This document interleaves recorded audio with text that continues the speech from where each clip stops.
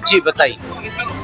खेसारी जी, मनोज तिवारी ने कहा है कि रितेश पांडे जो है जन स्वराज को छोड़ दिए हैं, वो अब बीजेपी में कभी भी आ सकते हैं। खेसारी लाल भी बीजेपी ज्वाइन करें। मैं कहीं नहीं जा रहा हूँ, मैं एक कलाकार हूँ और मुझे कलाकारी रहने दीजिए। हमारे बस का मुझे नहीं लगता राजनीति है, क्योंकि राजनीति में आपको झूठ बोलना पड़ता है और हम सच बोलने वाले लोग हैं, और सच बोल के आप राजनीति कभी नहीं कर सकते हो। इसीलिए मुझे कहीं नहीं जाना है। मैं जहाँ हूँ, लड़ना था, एक बार वो सिचुएशन ही ऐसा हुआ, मैं लड़ लिया, मैं देख लिया कि सच्चाई यहाँ नहीं चल सकती। तो मैं एक कलाकार बहुत खुश हूँ और मुझे कलाकारी रहने दीजिए। मुझे अभी तो बिल्कुल मैं कुछ नहीं सोच रहा हूँ, मुझे बस संगीत से मतलब है और संगीत ही मेरी जीवन है। बेटियों के लिए लगातार आवाज आप बुलंद करते रहे, 11 लड़कियों को शादी में भी आप शामिल हुए। अभी वर्तमान में एक बेटी जो है अपनी जिंदगी की लड़ाई लड़ रही है, ज्योति सिंह 10 करोड़ रुपया दे मुझे जीवन यापन करने के लिए, क्या कहिएगा इस बेटी का दर्द? देखिए, मैं पहले कुछ बोल गया था और उस बातों को लेके बहुत ज्यादा ट्रोल हुआ फालतू में मेरे मतलब के। अभी उनका पारिवारिक मामला है और मैं कुछ भी बोलूंगा, एक बेटी मुझे बेटी है तो उस दर्द के हिसाब से मैं कुछ बोल जाता था, लेकिन मुझे नहीं लगता कि मुझे बोलना चाहिए, क्योंकि बोलने के बाद फालतू के सवाल मेरे ऊपर खड़े हो जाते हैं कि मैं पारिवारिक मुद्दों में उलझता हूँ। अबे तो सरकार का विषय है, कोर्ट का विषय है, और ये जिनका विषय है ये उनको ही निपटाना चाहिए। अब वो कितना देंगे, वो कितना लेंगी, कोर्ट कितना तय करेगा, ये तो उनका अपना विषय है। मुझे नहीं लगता कि मुझे उस विषय पे बोलना चाहिए, क्योंकि मैं एक नागरिक होने के नाते कई बार बोल चुका हूँ और उस बोलने का नतीजा भी पा चुका हूँ कि मुझे अभद्र टिप्पणियां कही जाती है, बहुत सारी चीजें मुझे ट्रोल किए जाते हैं। तो मुझे नहीं लगता कि मुझे बोलना चाहिए इस विषय पे, ये उनका अपना मैटर है, वो सुलझ ले। पवन सिंह ने कहा है कार्यक्रम के दौरान कि वैभव सूर्यवंशी भोजपुरी गाना बजाया तो पवन सिंह का गाना बजाया। लोग झूठे का अपने गाने का मावाई उठते, लेकिन पवन सिंह का गाना बजा वो भी वैभव सूर्यवंशी ने बजवाया। अरे तो वैभव सूर्यवंशी हम सबका गौरव है, और भोजपुरी उनका बजे मेरा बजे बात विषय नहीं, बस तो भोजपुरी ही रहा है ना। और वो भोजपुरी का नाम रोशन कर रहे वो हो, चाहे हमारे ईशान किशन जी हो, चाहे हमारे धोनी जी हो, चाहे मुकेश जी हो, चाहे जितने भी क्रिकेटर हमारे बिहारी और झारखंड के हैं, हम सबके लिए गौरव है। और हम चाहते हैं कि वो उन्हीं के गाना बजाएं। अब उनका गाना धरती पे बज रहा है, मेरा तो चांद पे बज रहा है, तो मैं क्या करूं?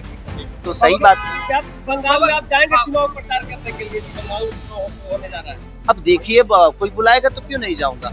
जिनसे अपना देखिए मेरा व्यक्तिगत जिससे संबंध होता है उसके लिए मैं हमेशा से जाता हूँ, चाहे वो बीजेपी में हो या वो आरजेडी में हो या किसी भी पार्टी में। पवन सिंह, आप जिस शादी विवाह समारोह में आप गए थे उसमें पवन सिंह नहीं पहुंचे। जब अंकुश राजा से सवाल किया गया तो उन्होंने कहा कि मैं क्या करूं, इन्विटेशन तो उन्हें दिया था, लेकिन खेसारी लाल पहुंचे शायद इस नहीं, चुनाव में शायद वादा किए थे, उन्होंने वादा किया था कि 11 नहीं 21 बेटियों का शादी होगा। पर ठीक है, हो सकता है कोई परिस्थिति हुई होगी, नहीं आए तो ये उनका विषय है, क्यों नहीं आए।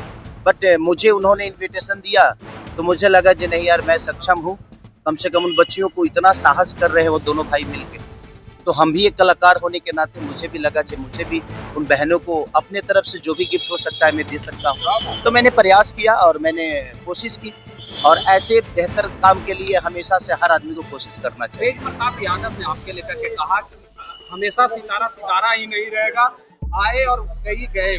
ठीक है, देखिए सच वो सही बोल रहे हैं, हर आदमी स्टार हमेशा नहीं रहता है। हर आदमी चाहे जो मैं आजीवन स्टार रहूं तो संभव है नहीं। उनका भी कहना सही है कि हमेशा खेसारी स्टार नहीं रहेंगे। आज है इनके जगह पे कोई पहले था, उसके बाद कोई आया, फिर मैं आया, मेरे बाद भी दुनिया है। ऐसा नहीं कि मेरे पे दुनिया आके खत्म होती है, तो दुनिया है और आना जाना लगा रहता है, और यही प्रकृति का खेला है कि दिन है तो रात होगी और रात है तो दिन होगा। अगर आज धूप है तो बरसात होगी और बरसात खत्म होगा तो धूप भी होगा।